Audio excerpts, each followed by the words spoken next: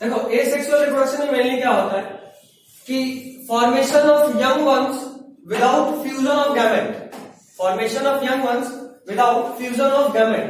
सबसे पहला इसका पहचान क्या होता है, विदाउट फ्यूजन ऑफ गैमेट्स।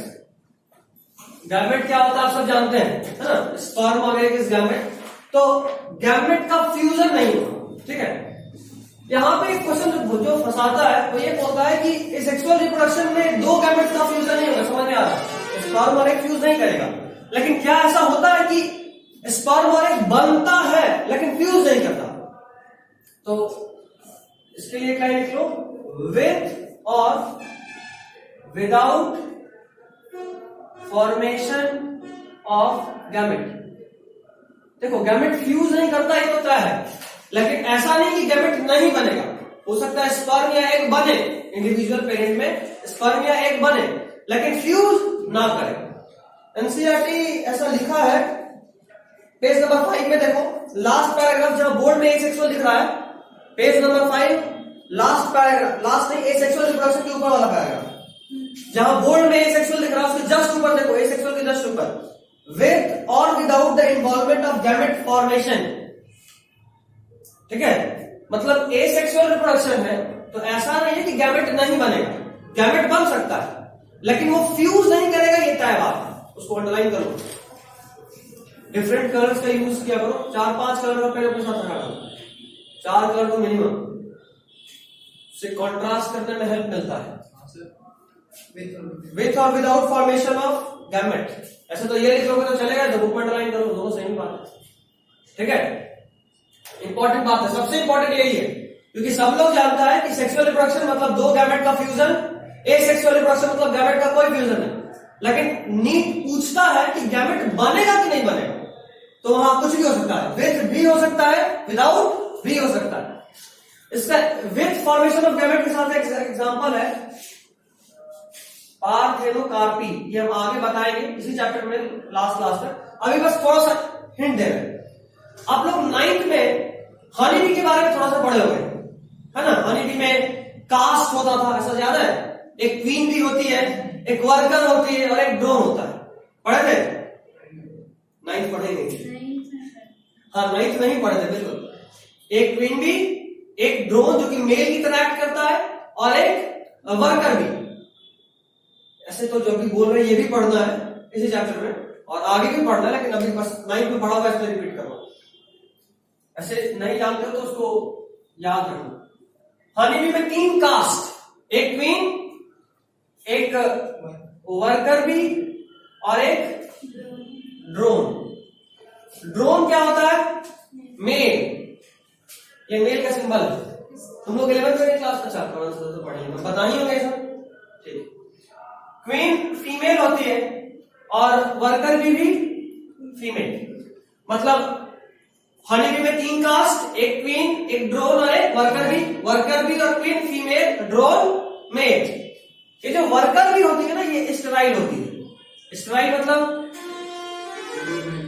ये रिप्रोड्यूस नहीं कर सकते, स्टेराइल का यही मतलब होता है, इसको याद रखना, कैन नॉट रिप्रोड्यूस। और ये दोनों फर्टाइल, फर्टाइल मीन्स ये रिप्रोड्यूस कर सकता है।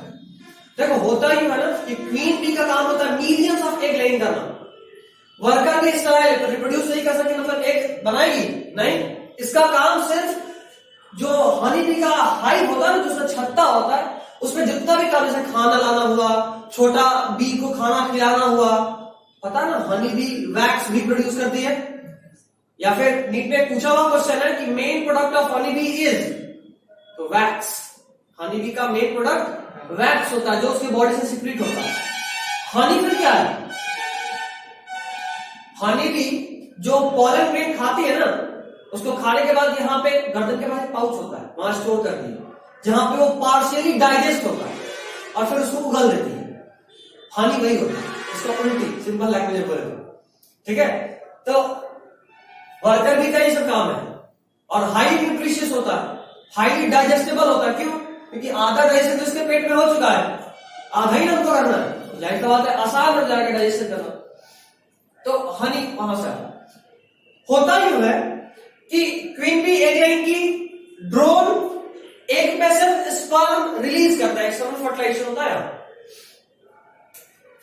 एक्सटर्नल फर्टिलाइजेशन, एक्सटर्नल नहीं इंटरनल ही होता है, लेकिन सारा एग फर्टिलाइज नहीं होता, थोड़ा अलग तरह का होता है। डिटेल में जब जानेंगे तब बताएंगे। तो ड्रोन का काम है फर्टिलाइजेशन करना। अब देखो इसका पूरा कहानी सुनो। ये है क्वीन, ये एग रिलीज की। अच्छा, एग एन होगा या 2n होगा, हैप्लॉइड की डिप्लॉइड? लास्ट क्लास में भी बताए थे, अभी वापस से एक बात बता देते हैं। हैप्लॉइड, बिल्कुल। गैमेट्स हमेशा ही हैप्लॉइड होता है, चाहे ऑर्गेनिज्म कोई भी हो, ऑर्गेनिज्म डिप्लॉइड हो, हैप्लॉइड हो, कुछ भी हो, लेकिन गैमेट हमेशा ही हैप्लॉइड होता है। हैप्लॉइड डिप्लॉइड तो प्लांट किंगडम बहुत डिटेल में पढ़े होंगे, है ना?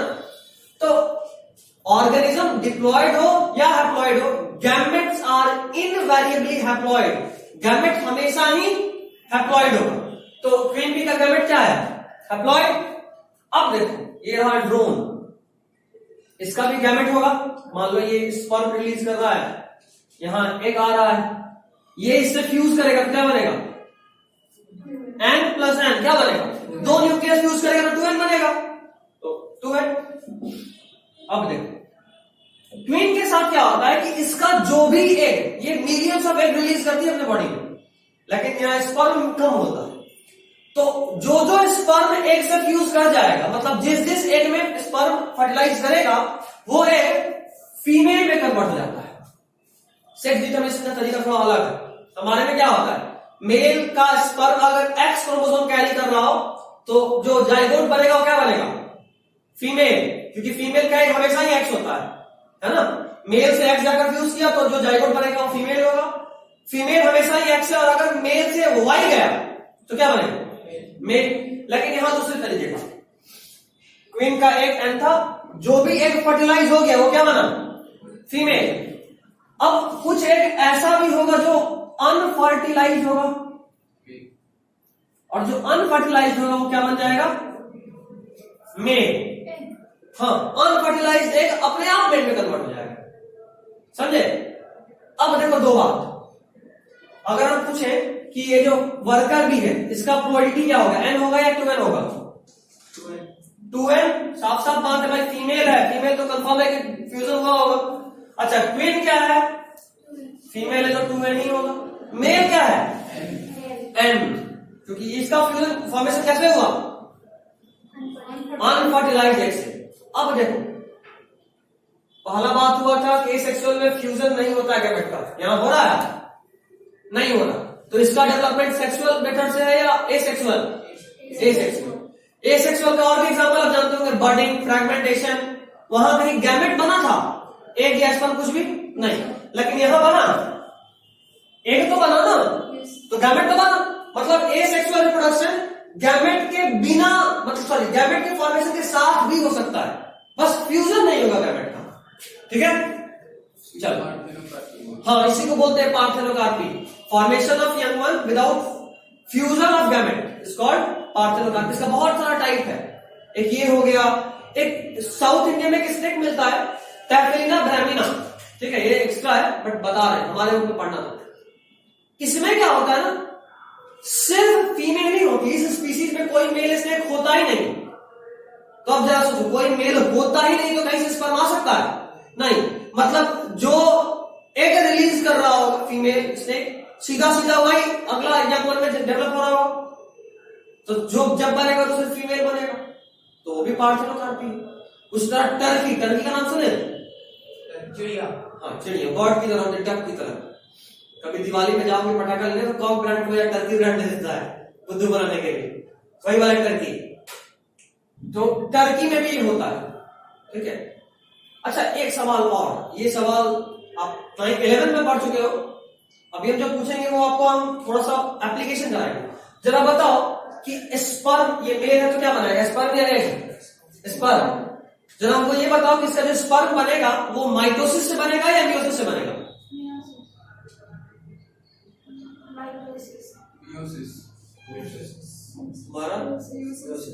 तुम सबकी वजह चेंज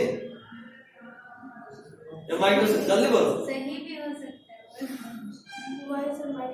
माइटोसिस क्यों लग रहा है ऐसा?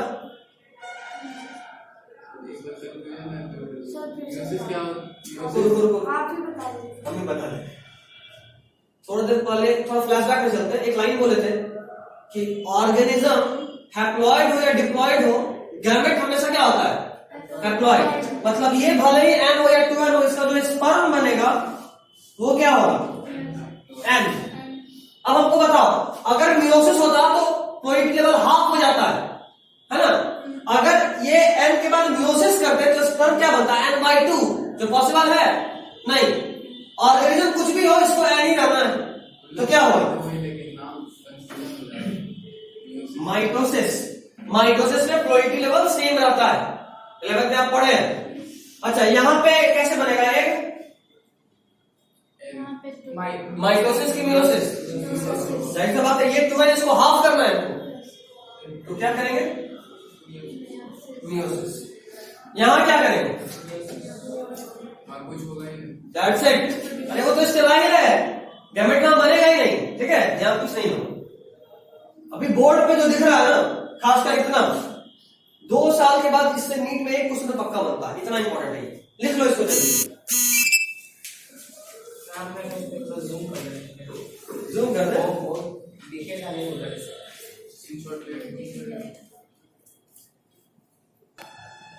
ओके, चलो।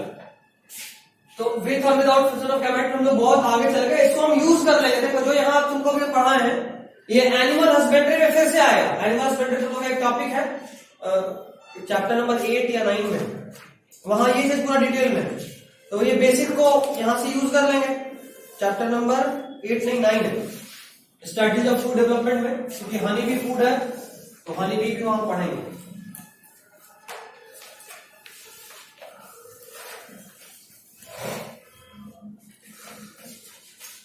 अब देखो, यहां पे फॉर्मेशन ऑफ गैमेट नहीं होता। तीसरा पॉइंट कि यहां पे जो ऑफस्प्रिंग बनता है वो पेरेंट के आइडेंटिकल होता है। Offspring form is identical to the parent.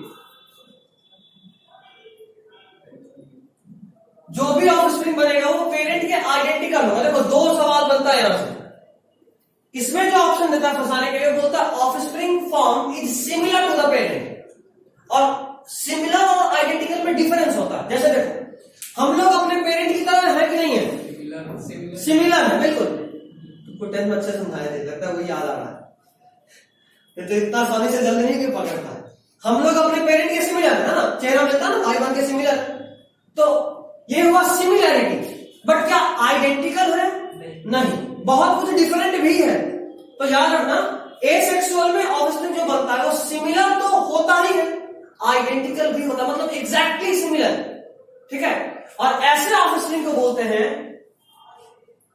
Clone. क्या बोलते हैं? क्लोन। क्लोनिंग ये मूवी में खूब चलता है, क्लोन कर लिए, तो जैसा मूवी देखते उसमें खास कर हॉलीवुड में खूब चलता है, सीधा क्लोन बना देते हैं।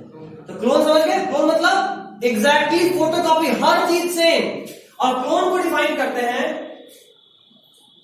जेनेटिकली, मतलब सारा जीनोम भी सेम होगा, genetically and morphologically similar. Genetically भी और मॉर्फोलॉजिकली भी, दोनों तरीके से सिमिलर। ह्यूमन में क्लोन होता है नहीं, मोनोजाइगोटिक ट्विन को आप क्लोन कह सकते हो, बट हमेशा नहीं होता, कुछ ना कुछ। एक शीट है जो उसका बेटी को क्लोन बनाया है, जो भी बोले उसको वापस से बताएंगे, थोड़ा इंतजार करो, रिप्रोडक्शन में पूरा डिटेल बताएंगे। क्लोन कैसे, जुड़वा बच्चा जो होता है ना, जुड़वा बच्चा 2 तरह का होता है। एक जुड़वा ऐसा होता है जो एग्जैक्टली सिमिलर होता है अपने भाई या बहन के, दोनों भाई या दोनों बहन एग्जैक्टली सिमिलर, इसको बोलते हैं मोनोजाइगोटिक ट्विन। और कई बार ऐसा भी होता है कि 2 जुड़वा है लेकिन भाई और बहन 2 अलग अलग है ना, तो वो होता है डाइजाइगोटिक ट्विन, वो एग्जैक्टली सिमिलर नहीं होता, ठीक है? वहां डिफरेंस होता है। और मोनोजाइगोटिक में कोई डिफरेंस नहीं। हम लोग जब रिप्रोडक्शन पढ़ेंगे तो कहते हैं ना कि सबसे डिटेल में जो चैप्टर पढ़ेंगे वो होगा ह्यूमन रिप्रोडक्शन और मेंडेलियन बोल रहे हैं मॉलिक्यूलर जेनेटिक्स। ये 2 से क्वेश्चन खूब डिटेल में बनता है। ऑप्शन ही ना होता है सर, हाथ उठाए तो दूसरे का भी हाथ उठाए। नहीं, ऐसा नहीं होता है। ज्यादा मूवी नहीं देखना चाहिए, ये सब साइड इफेक्ट होता है। एक पानी भी आ गया वाला पेट भर गया, ऐसा नहीं होता है। हाँ, सोचने का तरीका, ये जो बीमार इस वाला बात होता है ना, एक बीमार पड़ा दूसरा एक बीमार पड़ने लगता है, ये सब होता है। इसका रीजन है ना, दोनों का इम्यूनिटी सिमिलर है, दोनों सेम जगह पे रह रहा है। तो यार अगर यहाँ का इन्वायरमेंट एक को रिएक्ट करा तो दूसरे को रिएक्ट नहीं करेगा क्या? करेगा, दोनों साथ में बीमार पड़ता है। हाँ, ये भी होता है, लेकिन हमेशा ऐसा नहीं होता। ये होता है ऐसा इसलिए क्योंकि दोनों एक जगह से जुड़ा होता है, और उन दोनों जाइगोट में आपस में कंपटीशन होता है, कौन मदर से ज्यादा न्यूट्रिशन खींचेगा। तो कोई जो ज्यादा खींचता है वो स्ट्रॉन्गर बनता है, और जो कम खींचता है वो थोड़ा वीकर बनता है। ऐसा भी होता है। क्या तो क्लोन समझ गया? एसेक्सुअल रिप्रोडक्शन के प्रोडक्ट क्या बोलते हैं? क्लोन। अच्छा, यहां पे एक चीज फंसाता है। मान लो नीट में क्वेश्चन आया कि the product of asexual reproduction is, पहला ऑप्शन सिमिलर, दूसरा आइडेंटिकल, तीसरा कुछ और, चौथा कुछ और, तो तुम किसको टिक करोगे? आइडेंटिकल। और अगर आइडेंटिकल ऑप्शन में नहीं रहा देन गो फॉर सिमिलर। ऐसा नहीं कि सिमिलर करने के गलती हो जाएगा, अरे सिमिलर भी तो होता ही है ना, सिमिलर नहीं होता ऐसा कहां है? हाँ, आइडेंटिकल मतलब एग्जैक्टली सिमिलर, मोर नहीं, एग्जैक्टली हर चीज सेम। देखो नीट में कभी भी सही आंसर टिक नहीं करना होता है, किसी भी कंपटीशन में। वहां क्वेश्चन बोलता है मोस्ट एप्रोप्रिएट ऑप्शन को टिक कीजिए। जो क्वेश्चन दिया उसका जो 4 ऑप्शन दिया है उनमें जो सबसे ज्यादा सही है उसको टिक कर दीजिए, क्योंकि बायोलॉजी में एक्सेप्शन हर जगह है ना, एक्सेप्शन। अब मान लो हम बोल दिए कि नहीं आइडेंटिकल होता है और सिमिलर तुम टिक कर सकते हो, और कल को कोई बोला नहीं सर आइडेंटिकल ही होता है, हम दोनों क्लोन ला के खड़ा कर देगा, हो सकता है, बिल्कुल हो सकता है, तब तो क्वेश्चन ही गलत हो जाएगा। इसीलिए नीट अपने आपको बचाने के लिए पहले ही लिख देता है। नीट क्या जेईई भी लिखता है कि आपको जो सबसे ज्यादा सही ऑप्शन में उनको ही टिक करना है, सही हो ना हो, जो दिया होगा उनमें जो सबसे ज्यादा सुटेबल हो। That's it. खैर, यहां पे एक वर्ड एक्स्ट्रा, मान लो एक हाइड्रा था, उससे 4-5 हाइड्रा बना एसेक्सुअल रिप्रोडक्शन से, तो चारों पांचों हाइड्रा जो था वो क्या था? क्लोन था। अब देखो, each individual of a clone is called rabbit। ये एक्स्ट्रा, क्लोन के हर एक इंडिविजुअल को अलग अलग क्या बोलते हैं? रैबिट। जैसे देखो, मान लो एक ईस्ट, इससे 1 बना, 2 बना, 3 बना, 4 बना, 5 बना, तो जब ये अलग हो जाएगा कुछ समय के बाद ऐसा होगा ना, ये अलग, ये अलग, ये अलग, ये अलग, ये अलग होगा, मैच्योर होगा। ये ईस्ट था, एक के ऊपर एक बर्डिंग था, कुछ समय बाद मैच्योर हुआ, सारा बर्ड अलग हो गया, ठीक है। ये था पेरेंट, और ये क्या है? ऑफस्प्रिंग। इन सबको आप बोलोगे कि ये चारों जो है वो अपने पेरेंट का क्या है? क्लोन। टॉप यूज कर रहे हैं क्लोन। लेकिन अगर हम किसी एक का बात करें, ऐसा जरा ये बताओ, ईच इंडिविजुअल, ये इसका बात करें या इसका बात करें या इसका या इसका या इसका, मतलब इंडिविजुअली किसी एक को उठा लें, तब इस क्लोन को क्या बोलते हैं हम लोग? रैबिट। ईच इंडिविजुअल, पांचों को आप क्या बोल रहे हो एक साथ में? क्लोन्स। बट अगर आप एक एक को अलग अलग पूछोगे कि ये क्या है, तब उसको क्या बोलोगे? रैबिट। ठीक है, लिख लीजिए। आरो नाम को करके लिख सकते हैं। हाँ हाँ ठीक है, आप अलग अलग बोल रहे हो, इंडिविजुअल कर सकते हो, बिल्कुल कर सकते हो।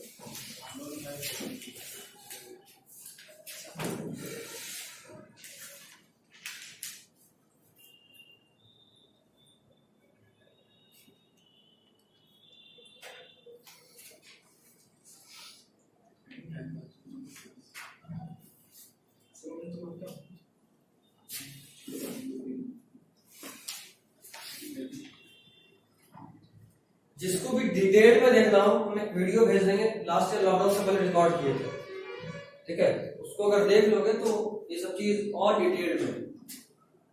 जैसे फिजन में भी टाइप होता है, बाइनरी फिजन, अभी तो हम लोग भी पढ़ेंगे, binary fission, multiple fission, sporulation, fragmentation, budding, सब पढ़ेंगे, लेकिन वहां और डिटेल में बताना है। फिजन भी बहुत तरह का होता है, जैसे अमीबा, उसमें होता है ऑब्लिक बाइनरी फिजन, कहीं से भी डिवाइड करके 2 पार्ट बन जाए। फिर होता है लॉन्गिट्यूडनल, जो एकदम बीच से सीधा ही डिवाइड करेगा, जैसे यूग्लिना, ठीक है। फिर एक होता है ट्रांसफर, जो जब करेगा तो ऐसे डिवाइड करेगा, एक ऐसा ऑर्गेनिज्म है, ऊपर वाला अलग पार्ट बनेगा, नीचे वाला अलग पार्ट बनेगा, उसको बोलते हैं ट्रांसवर्स। वैसा बहुत तरह का होता है, अब नहीं पूछेगा वो सब, अब तो नीट भी एनसीईआरटी ही पूछता है, इसलिए एनसीईआरटी ज्यादा आगे कुछ नहीं आता। हो गया?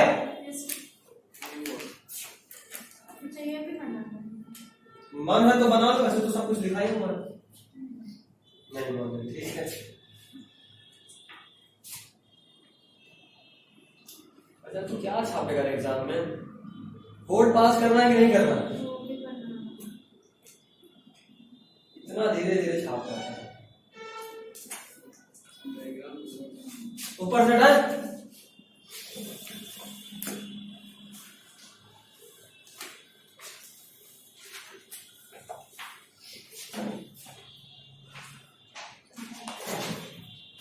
क्या हुआ?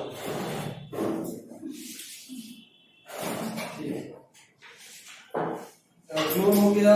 अच्छा हाँ, अगर यूनिसेलुलर ऑर्गेनिज्म में बात करें तो आप लोग last year the living world में एक चीज पढ़े हो, इन यूनिसेलुलर ऑर्गेनिज्म रिप्रोडक्शन या cell division is synonymous to reproduction, ऐसा एक लाइन मिला होगा लिविंग वर्ल्ड में। एनसीईआरटी का वो लाइन बोल रहा है, cell division is synonymous to reproduction या growth is synonymous to reproduction, ऐसा जरूर मिला होगा। Growth is synonymous to reproduction, ऐसा एक लाइन मिला होगा। लिविंग वर्ल्ड पहला जहां ग्रोथ रिप्रोडक्शन नहीं पढ़ा, कैरेक्टरिस्टिक ऑफ लाइफ वाले में, वहां होगा, पक्का होगा। Growth is synonymous to reproduction. इसका मतलब क्या होता है बता? हाँ यूनिसेलुलर, बिल्कुल। यूनिसेलुलर के लिए अगर बात करें तो अगर मान लो ये ग्रो करेगा तो ग्रो करने का मतलब क्या? साइज बढ़ना, increase in size and increase in number are twin feature of growth, ऐसा भी एक लाइन एनसीईआरटी में था, तो उसको साइलेंट कर। तो गूंगा कर दे,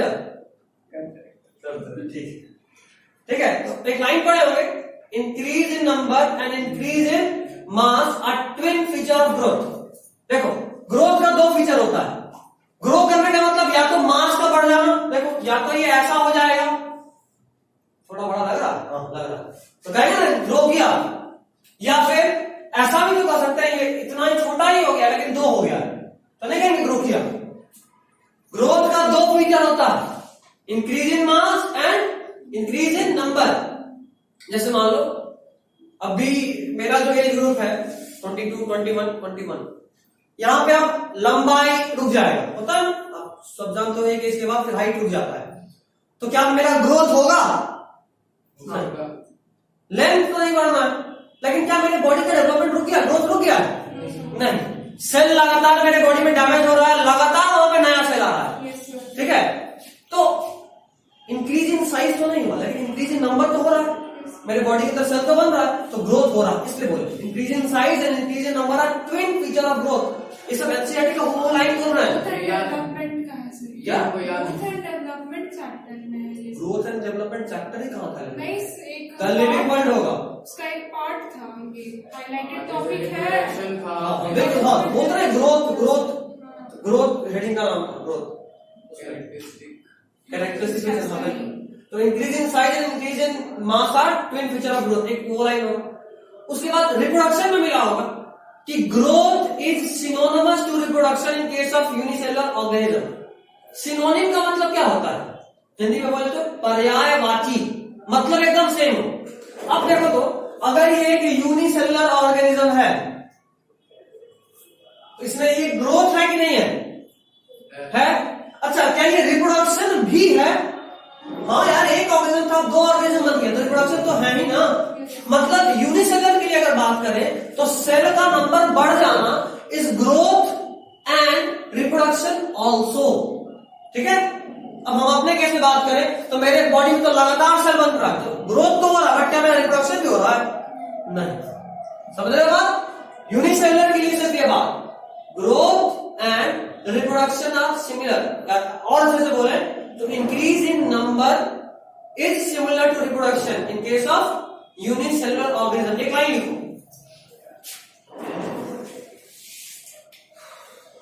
देखो इन यूनिसेलुलर ऑर्गेनिज्म, एनसीईआरटी में last line page number 5, in unicellular organism cell division itself, in unicellular organisms cell division itself is a mode reproduction in unicellular organisms, तो लिख लेना या तो लास्ट लाइन अंडरलाइन कर ले, वहां इन प्रोटिस्ट एंड मोनेरम करके लिखा हुआ है, तो यूनिसेलुलर तो है। याद करो प्रोटिस्टा में क्या था, प्रोकैरियोटिक यूनिसेलुलर, प्रोटिस्टा बोल रहा हूं, मोनेरा में है ना, और प्रोटिस्टा में क्या था, यूकैरियोटिक यूनिसेलुलर, तो दोनों में ही यूनिसेलुलर था, उसके अलावा बाकी सब में मल्टीसेलुलर होता है। बोलिए आप। तो in unicellular organisms cell division itself is a mode of reproduction. In unicellular organisms, cell division itself is a mode of reproduction. In unicellular organisms, cell division itself is a mode of reproduction. In unicellular organisms, cell division itself is a mode of reproduction. ठीक है। अच्छा, ये वाला जो diagram आपको दिख रहा है, ये एसेक्सुअल रिप्रोडक्शन के कौन से मोड का डायग्राम है? बडिंग। बडिंग में क्या होता है कि एक पेरेंट सेल और पेरेंट सेल के ऊपर बहुत सारा छोटा छोटा सा सेल का मास विथ न्यूक्लियस है, सब में न्यूक्लियस भी है, अटैच होता है चेन के फॉर्म में। ठीक है, इसको बोलते हैं बडिंग। तो अब 10th है ना, इसलिए आपसे बडिंग का एक्सप्लेनेशन 10th में नहीं पूछता, अभी क्या पूछेगा, अभी आपको सिर्फ अलग अलग मोड ऑफ रिप्रोडक्शन का सिर्फ एग्जांपल याद करना है, एग्जांपल में फंसा देगा। ठीक है, एनसीईआरटी में साइड में लिख लो, पहले लिखो ईस्ट। ईस्ट का एग्जांपल मतलब बर्डिंग का एग्जांपल ईस्ट है, ईस्ट में बर्डिंग होता है, लिख लो ईस्ट। ऐसे तो हाइड्रा में भी होता है, बट एनसीईआरटी जो लिख रहा है वो बता रहा है ईस्ट में बर्डिंग। उसके बाद देखो अमीबा,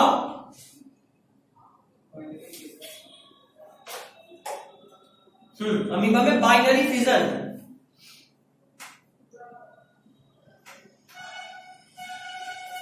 अमीबा में क्या होता है, बाइनरी फिजन। देखो अमीबा के बारे में एक बात याद रखना, अमीबा बाइनरी फिजन को डिवाइड करता है, बट अगर कंडीशन और ज्यादा फेवरेबल या अनफेवरेबल हो तो मल्टीपल फिजन भी कर सकता है। एक्चुअली अनफेवरेबल कंडीशन में मल्टीपल फिजन करता है। ठीक है। अच्छा, एक बहुत बढ़िया चीज छूट गई, स्टार्टिंग आई, एसेक्सुअल रिप्रोडक्शन होता कब है, फेवरेबल कंडीशन में या अनफेवरेबल कंडीशन में? फेवरेबल कंडीशन में होता है। एसेक्सुअल रिप्रोडक्शन कब होता है, ये बहुत इंपॉर्टेंट बात है, याद रखिएगा। कब होता है ये,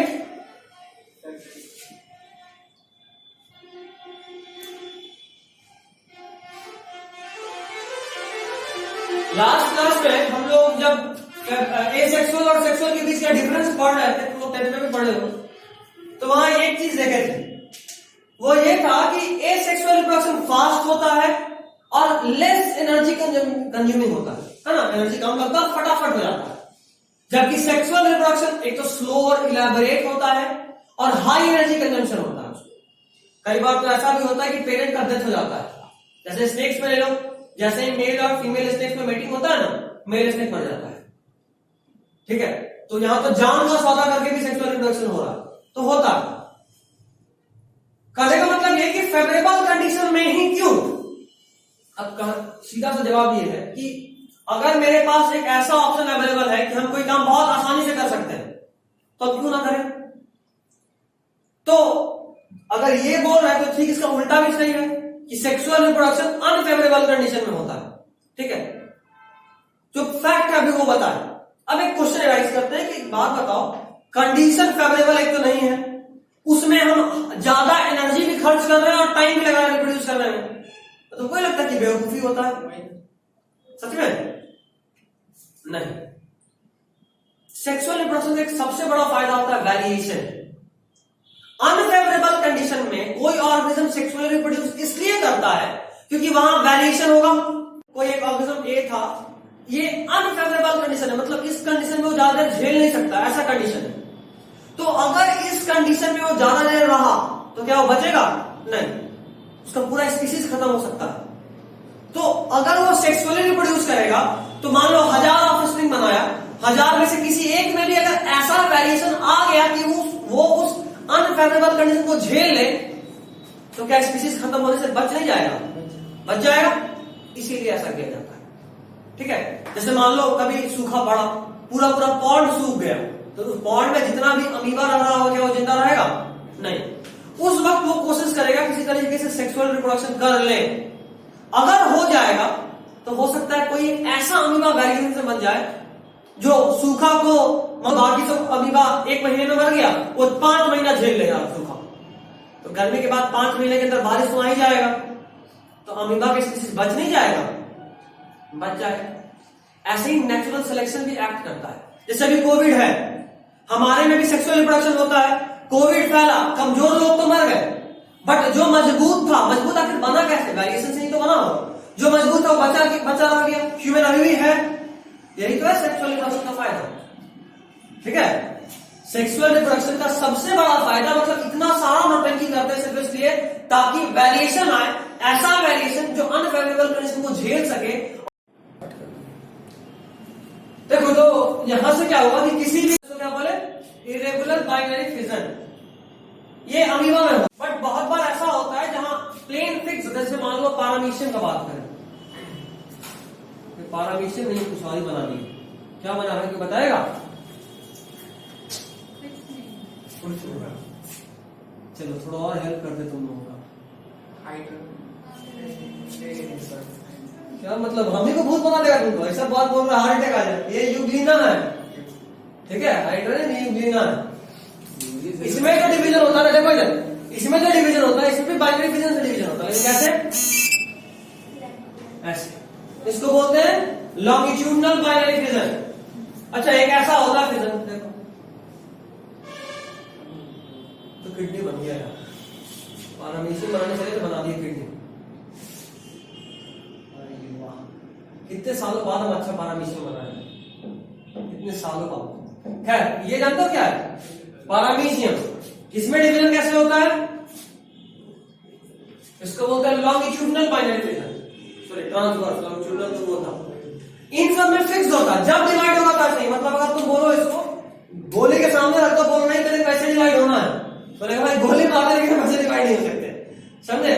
इनमें क्या होता है, डिवीजन का जो प्लेन होता है वो फिक्स होता है, जब होगा तो ऐसे ही। इसको बोलेंगे लॉन्गिट्यूडनल ट्रांसवर्स, इसको लॉन्गिट्यूडनल, और ये है क्या? इरेगुलर। आपको सिर्फ ये याद रखना, ये लोग भूल जाएंगे। ये मेरे टाइम का बात था जब एम्स में पूछता था, तो एम्स होता है कि पूछेगा कहां से? 8, 6, 7 कौन सा क्लास? ठीक है। यहां पे एक और खास बात जो याद रखना है आपको, कि यहां जो पेरेंट से डिवाइड करके 2 सेल बनाना, इनका साइज फिक्स होता है, साइज सेम, मतलब यहां इक्वल फिजन होता है। क्या होता है? कैसा फिजन होता है यहां? इक्वल। हाँ, सब भी बाइनरी फिजन ही तो है, इक्वल। ठीक है, जबकि ये जो बर्डिंग ये सब होता है, वहां पे जैसे ये बर्डिंग था, इसमें क्या इक्वल हो रहा फिजन? नहीं, सेल का साइज अलग है, छोटा है। हाँ, तो लिख लो उसको, तो बना ही लो। इक्वल कैसे बता दो? ये और ये का साइज बराबर होगा, तो भले लगे रहा, लेकिन मानना है साइज चाहे वेट, साइज चाहे वेट नहीं, साइज ही। कहीं ये मुड़ सकता है भाई, मुड़ सकता है कि सीडोपोडिया है ना, आपको ये ड्रॉ करना है, इतना कुछ लिखना है। यहाँ के बाद ज्यादा काम एनसीईआरटी में होगा तो टेंशन नहीं।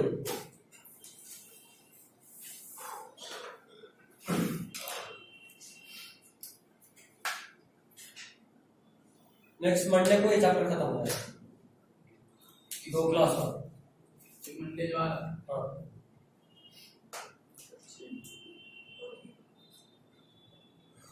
ये है ना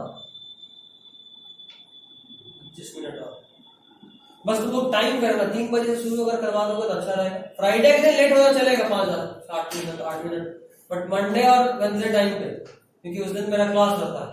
मंडे भी लेट हो गया तो चलेगा, वेंसडे कभी लेट मत होना, 4:30 से करके क्लास होता है, यहीं पे होता है।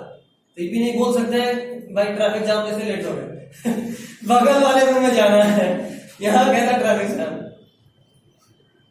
भागने का तो चलता है, चलो कहीं और मान लो ज्ञानी जा रहे हैं, मजा के बोले कहा लेट हो गए सर?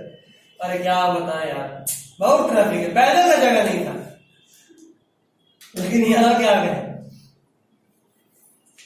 बहाना बनाना हो तो बच्चा लोगों को बना देना चाहिए। हमको याद है, ये नहीं बगल वाला रूम था उधर, हम कल कई कहानी सुना रहे। एक बच्चा दानापुर से आता था, क्लास था मुंगेश्वर सर का, जो यहाँ बैठते हैं, तुम लोग जानती हैं, बहुत स्ट्रिक्ट है भाई लेट वाले मामले में, बहुत स्ट्रिक्ट। 11th तो ज्यादा नहीं बोलते, 10th में तो जान ले लेंगे अगर लेट हो गए। बच्चा आया, आधा घंटा लेट था, तो सर बोले लेट क्यों हो? सर ट्रेन से आता है। बोले तो हम ही थे पीछे से बोलने वाले, बोले सर ट्रेन का टायर पंचर हो गया था। तो अच्छा बोला अच्छा जाइए जाइए। थोड़े बाद बोला ट्रेन का टायर पंचर हो गया था।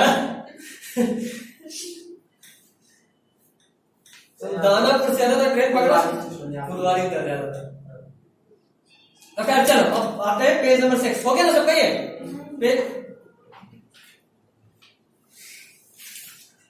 Page number 6। देखो दूसरा डायग्राम, पेनिसिलियम का डायग्राम दिख रहा है, जहां पर कोनिडिया दिख रहा होगा, देखा? ये डायग्राम तुम लोग को तो 11th में पढ़ा है, फंगी में तुम लोग भी फंगी पे पढ़े होंगे। डायग्राम पेनिसिलियम में कोनिडिया बनता है। बस याद ये रखना है ना, इसका कुछ सीक्वेंस होता है। जो सबसे नीचे वाला तुमको दिख रहा है, देखो ऐसा दिख रहा होगा ये डायग्राम, बस एक नाम ये एक्स्ट्रा है, बट ये नाम 4 वर्ड तो बस याद रखना है। इसमें से एक वर्ड तो आपको एनसीईआरटी में दिखा हुआ, 3 वर्ड याद रखना है। देखो सबसे नीचे में ऐसा होता है, ठीक है? इधर देखना, फंगी दिखा रहा है। नॉर्मली फंगस कैसा होता है? ऐसा तुम लोग को तो 11th में जो भी पढ़ा होगा, मेरे पास तुम लोग को बना के दिखाया। ऐसा होता है उसका क्या, माइसीलियम। तुम लोग भी पढ़े उस तरह से डायग्राम बना के बताया थे, तब तो कोई टेंशन नहीं। हाँ, सेप्टेट माइसीलियम है।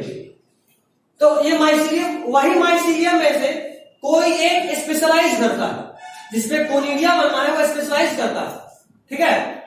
और स्पेशलाइज जो होता है उसको बोलते हैं कोनिडियोफोर, और उसके ऊपर कोनिडिया बनेगा। ये भी तुम लोग को 11th में पढ़ा है, तुम लोग पढ़े नहीं पढ़ा, एक्स्ट्रा इसके बोल रहे।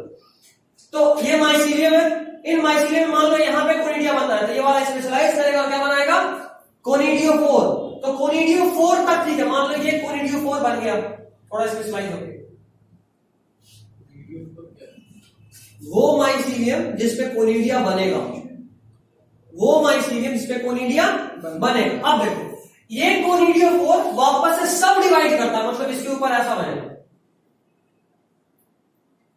देख रहे हो? डिवाइड करना शुरू हुआ, उसके बाद ये और डिवाइड करेगा, झाड़ू वाला। हाँ झाड़ू वाला ही पेनिसिलियम था, उसको ब्लूम फंगस बोलते। याद आ रहा है? ये वही तो है।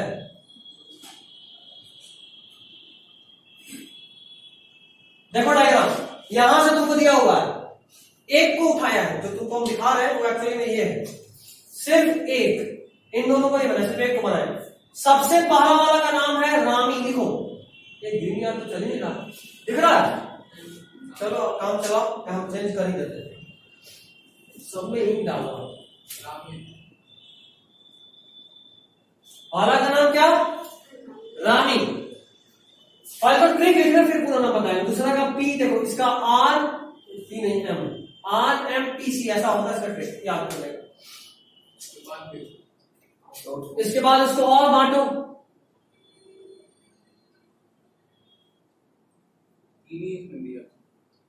जो भी हो यार, हम बस बना के हो बहुत सकता है, 3 दिया अलग बात है, हो बहुत सकता है। और इसके ऊपर ऐसा ऐसा,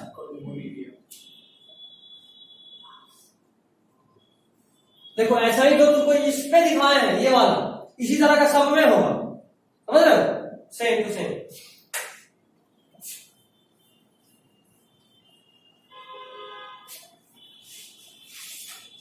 पहला वाला आर, फिर एम, फिर ये पी, और ये तो फाइनली कोनिडिया सब लोग जाना है। तो सीक्वेंस क्या है?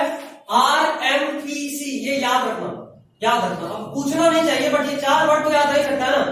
RMPC तो याद रह सकता है, बस ये RMPC याद रखना, इसका नाम भले भूल जाओ, कोनिडिया तो याद रहेगा बस। क्योंकि ऑप्शन अगर मान लो दे भी रहा है किसी भी तरीके से, तो तुमको अगर RMPC याद है तो तुम ढूंढ लोगे ना। जो भी ऑप्शन में सबसे पहला वर्ड R से हो रहा होगा, फिर M से, फिर P से, और फिर C से। सीक्वेंस पूछता है, sequence of formation of conidia on conidiophore. तो सबसे पहले क्या बनेगा? रामी, फिर एम से मैक्यूरी, फिर पी से फेलाइट, और फिर फाइनली कोनिडिया। कोनिडियोफोर ये है, उसके ऊपर रामी बना, फिर मैक्यूरी बना, फिर पेट्यूली बना, फिर फाइनली कोनिडिया बना। तो तुमको उतना नहीं, तुमको सिर्फ RMPCR रखना। अगर पूछ लिया तो RMPCR तो ढूंढ ही लोगे। नाम रामी नहीं हुआ है, एक्चुअल में है क्या? सब डिवीजन, मैक्यूले का सब डिवीजन। चलो देखो, सबसे पहला का नाम रामी, दूसरे का नाम मैक्यूली, METULLAE,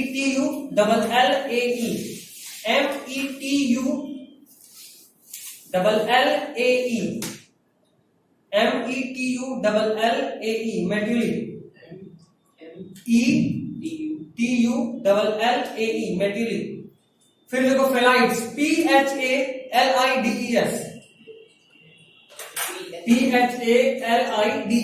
फेलाइट्स।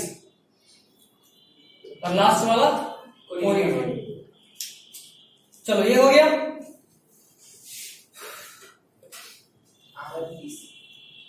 हाँ, RMPC, बस ये नाम का कोई खास काम नहीं है। अगर पूछ दिया तो पूछना नहीं चाहिए, बट अगर पूछ दिया तो RMPC याद रह सकता है ना, इसलिए बता दी। हाँ, सीक्वेंस ही पूछेगा। अगर पूछे तो सिर्फ और सिर्फ सीक्वेंस, किस सीक्वेंस में कोनिडिया का फॉर्मेशन होता है किसी कोनिडियोफोर पे। ये डायग्राम किसका है? पेनिसिलियम। पेनिसिलियम का एक और नाम ब्रूम फंगाई है ना, 11th में पढ़े होंगे। पेनिसिलियम से ही पहला एंटीबायोटिक्स मिला था, कौन सा? पेनिसिलियम। क्या बताओ? असल में पेनिसिलिन का साइंटिफिक नेम पहले बताओ, वही बोलने वाले थे। पेनिसिलियम नोटेटम, और इससे जो एंटीबायोटिक मिला था वो था पेनिसिलिन। लेकिन सुने नहीं, पेन किलर के लिए नहीं, पेन किलर की फॉर्म में यूज नहीं करते। और अभी जो बोले ये एक्स्ट्रा नहीं है, आगे के चैप्टर में तुमको याद करना है ना। वहां भी था, यहाँ भी आगे के चैप्टर में तुमको एनसीईआरटी में दिया हुआ है, इसलिए इसको एक्स्ट्रा मान के नेग्लेक्ट नहीं करना। जब तक नहीं बोलते कि एक्स्ट्रा है, समझ लो कि भले यहाँ नहीं दिया हुआ, आगे नहीं दिया हुआ होगा, क्योंकि सब कुछ तो लिंक ही होता है। इसको याद रखिएगा। इसका साइंटिफिक नेम पेनिसिलियम नोटेटम, और ये इससे मिलता है क्या? पेनिसिलिन। हमको लगता है कि 2018 में बोर्ड से इस पे क्वेश्चन आया था। 18 में तो 19 हो गया, नहीं 18 में 19 में आया था, फिर 20 हुआ, ये 21 है, चांसेस फिर से बन रहा है। हाँ, सीबीएसई वाले। बिहार बोर्ड का कोई ठीक है। तुम लोग का क्या बिहार बोर्ड है सीबीएसई? एक बिहार बोर्ड है सीबीएसई। सीबीएसई कहाँ है? किस स्कूल से सीबीएसई? स्कॉलर से बोल, राजीव जी किए होंगे। तुम बस सारे सर को दे समझ ले कौन किया है। सर्टिफिकेट्स और अमाउंट सर को दे दिया, बाकी अब सर समझ लेंगे। ठीक है, तुमको सीधा एग्जाम के वक्त जाना है, प्रैक्टिकल एक बार होगा और फिर फाइनली बोर्ड। प्रैक्टिकल के पहले एक बार ड्रेस लेना होगा, बोर्ड के लिए थोड़ा पढ़ना होगा, प्रैक्टिकल बनाना पड़ेगा, दे देंगे। 11th का एग्जाम हुआ कि नहीं हुआ? नहीं हुआ। अगर दिन अच्छा रहा तो तुमको कॉपी क्वेश्चन दोनों मिल जाएगा, घर पे बैठ के लिख के लाके जमा कर देना।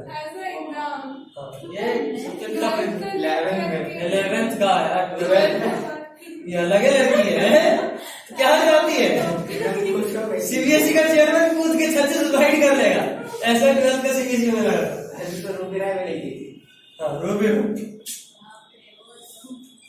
आइडिया है बिहार बोर्ड वालों की, नहीं कुछ करना है। ठीक, चलो अगला लिखो बर्ड। कॉपी में लिखो, बुक में भी ऐसे है, लेकिन कॉपी में लिखो अच्छा रहेगा। बुक में देखो ना, बर्ड एक जगह दिख रहा है, बस उसको रंग लो। In yeast the division is unequal, main वही है। इन ईस्ट, पेज नंबर 6 पे देखो बर्ड दिख रहा है, उसके ऊपर देखो in yeast the division is unequal, मिला? उस अनइक्वल पे फोकस करना। देखो अभी बताया है बाइनरी फिजिक्स में डिवीजन कैसा होता है? इक्वल। यहाँ डिवीजन कैसा है? अनइक्वल। एनसीईआरटी का यही खास बात होता है। देखो इतना प्यार से छुपा देता है ना, पता ही नहीं चलता है। लोग ईस्ट पढ़ लेता है, डिवीजन पढ़ लेता है, खाली अनइक्वल छोड़ देता है। इसमें है क्या पढ़ने वाला? अच्छा, यही सोच रहे थे, क्या बात क्या होता है? यही अंतर होता नजरिए का। नजर और नजरिए में यही डिफरेंस होता है। अनइक्वल पे फोकस करना। In yeast the division is unequal and small birds are produced that remain attached initially to the parent cell which eventually gets separated and mature into new yeast organism. इसमें unequal को छोड़ के बाकी सब फालतू में pen का refill का बर्बादी था अंडरलाइन में, है ना। तो अनइक्वल मेन था, उसको याद रखिएगा। अमीबा में इक्वल बाइनरी फिजन, बर्डिंग ईस्ट के केस में बात करें तो कैसा होता है, अनइक्वल। बर्डिंग ईस्ट में क्या, हाइड्रोजन में भी देखें तो बर्ड छोटा ही बनता है, अनइक्वल ही होता है।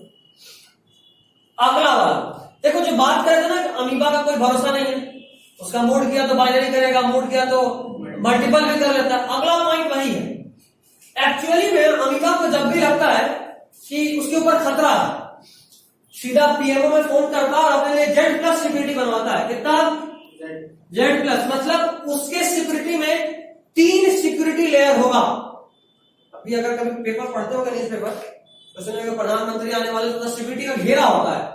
एक सबसे नजदीकी होता है वो काला चश्मा वाला सर, एसपीजी का होता है वो सर, सबसे करीब। उसके ऊपर पैरामिलिट्री फोर्स होता है और सबसे किनारे में पुलिस फोर्स होता है, जो लोकल पुलिस होता है।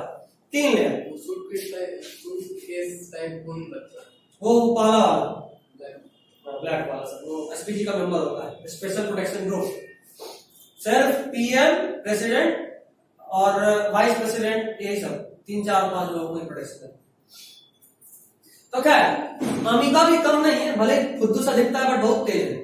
जैसे ही इसको खतरा लगता है इस अमीबा को कि खतरा है, वो क्या करता है, अपने ऊपर 3 लेयर का सिस्ट बनाता है।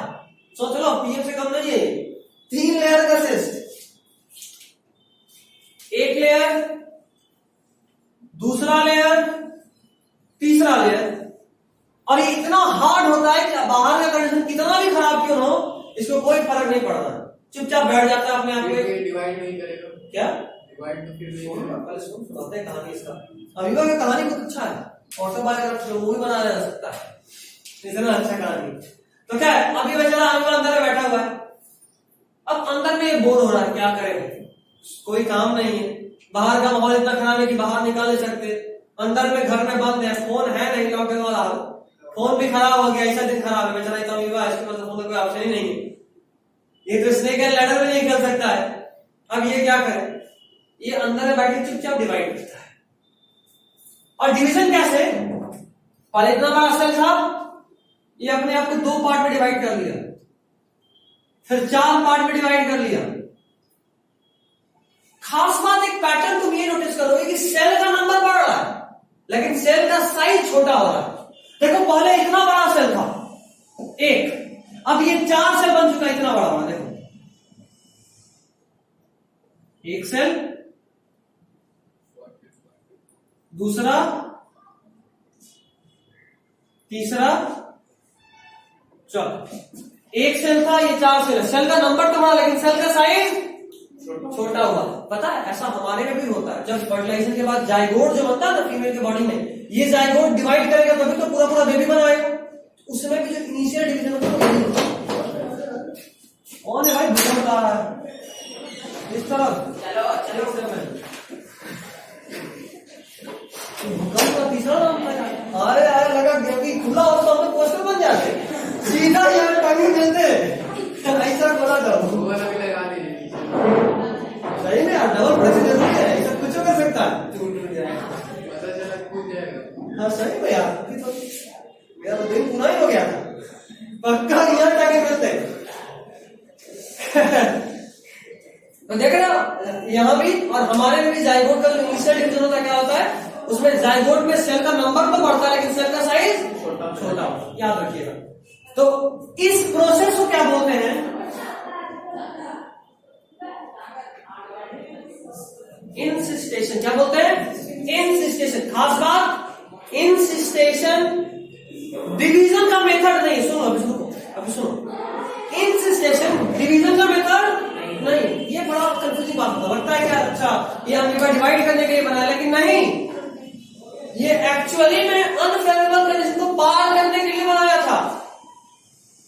बाई प्रोडक्ट में डिवाइड कर लिया, अंदर में बोर हो रहा था, बनाया था डिवाइड करने के लिए नहीं, अंदर में बोर होने लगा तो डिवाइड किया।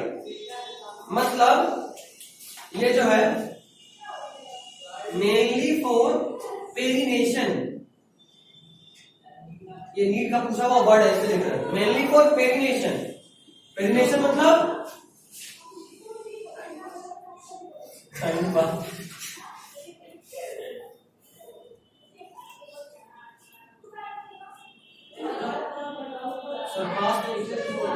bypass favourable condition.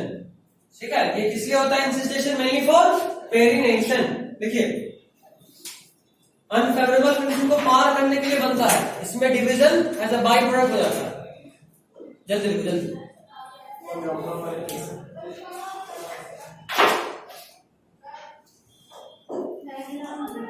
नहीं जरूरत नहीं। एनसीईआरटी में से लिखा है under unfavourable condition the amoeba withdraws it's pseudopodia and secretes a 3-layered hard covering or cyst around itself. This phenomena is called incystation. इंसिस्टेशन दिखा उधर पुराना बुक है, बस नहीं मिलेगा, नया बुक में ऐड किया। जिनके पास एक पुराना बुक है उनके बुक ये बता दे, बहुत सारा चेंजिंग हुआ है एनसीईआरटी में, तो नया बुक जरूरी है। अमेज़न से कब आ रहा है? 24 से पहले वो तक गए थे ना, 22 से वो दिखा रहा था कि आ जाएगा। उससे पहले प्राइम से ही किए। प्राइम से ही किया? हाँ।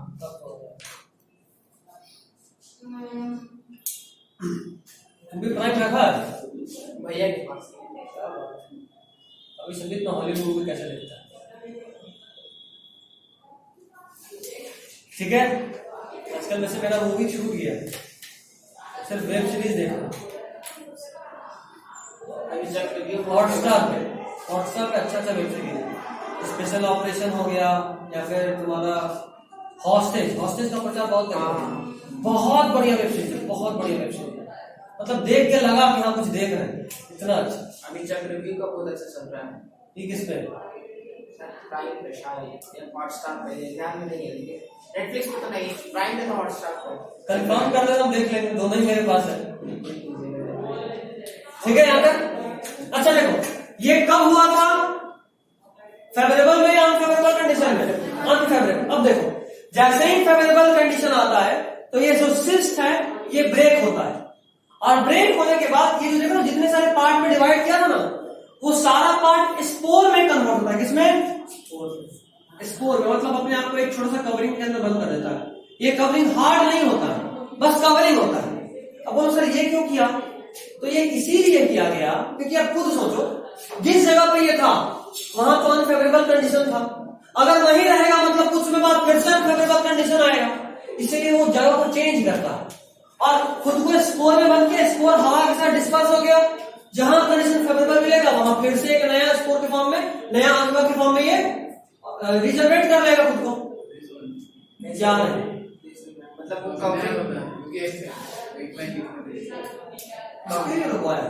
कवरिंग क्यों किया? मतलब अंदर तो अनफेवरेबल कवरिंग के बाद जो कवरिंग ये देखो कवरिंग हटा हुआ ना उसके बाद देखो, मतलब ये कि हम नया 4-5 अमीबा बना दिए, लेकिन हमको ये 4-5 अमीबा को कहीं और ट्रांसपोर्ट करना है, तो ट्रांसपोर्ट पैक करना ही तो करेंगे। वो एक्चुअली में ये पैकिंग, प्रोटेक्शन के लिए नहीं, ये पैकिंग।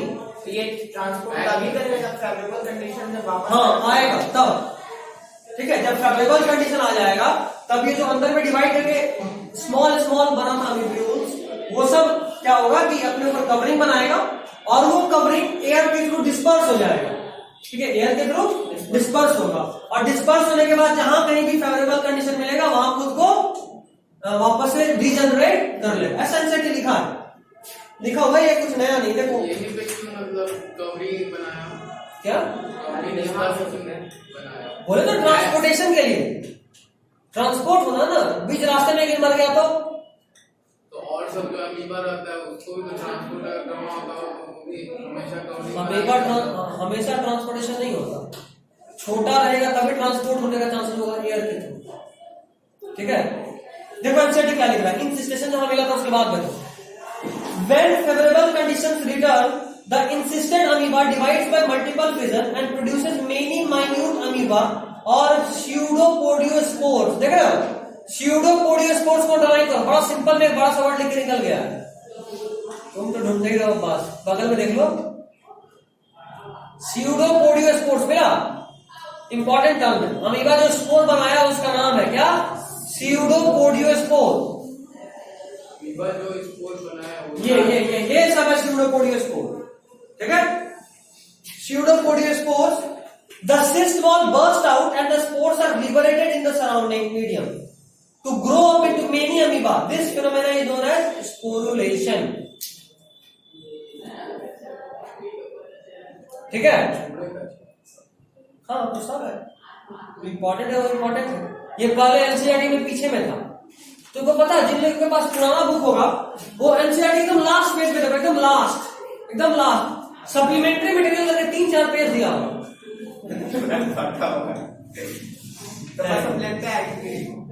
अच्छा कोई बात नहीं, पुराना बुक मेरे पास हम दिखाएंगे। जब तक उस सप्लीमेंट्री मटेरियल को आप इस पूरे चैप्टर में ऐड कर दिया, ठीक है, लेकिन उस वक्त फायदा क्या था ना कि वो जो सप्लीमेंट्री मटेरियल था ना 3 पेज का था, 4 पेज का, और हर साल बोर्ड में उस 4 पेज से कम तो 7-8 नंबर का क्वेश्चन आता ही आता, इतना इंपॉर्टेंट। नीट में कम से कम 3 से 4 क्वेश्चन,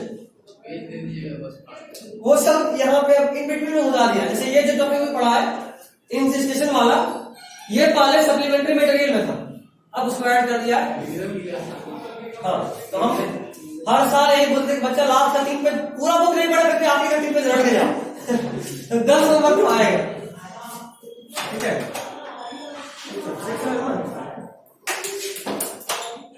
ठीक है, चलिए आई गेस आज के लिए हमको यही ऑफ करना पड़ेगा, बट हमको कुछ लिखवा देना चाहिए। एक काम करो, अगला पेज नंबर 7 पे जाओ, इतना आसानी से कैसे छोड़ दो।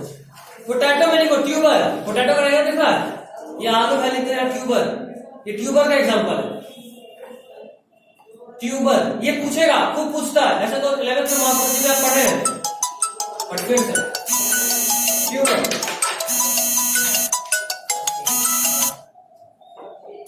ट्यूबर, ठीक है।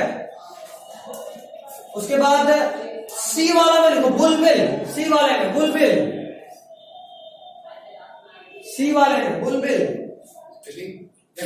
बुलबिल, बुलबिल ऑफ अगेव पूछता है, बुलबिल किस में मिलेगा, अगेव में। क्या होता है अगले प्रश्न जानेंगे। और बी वाला डायग्राम देखो, जो तुमको अदरक दिख रहा है वो राइजोम है, राइजोम,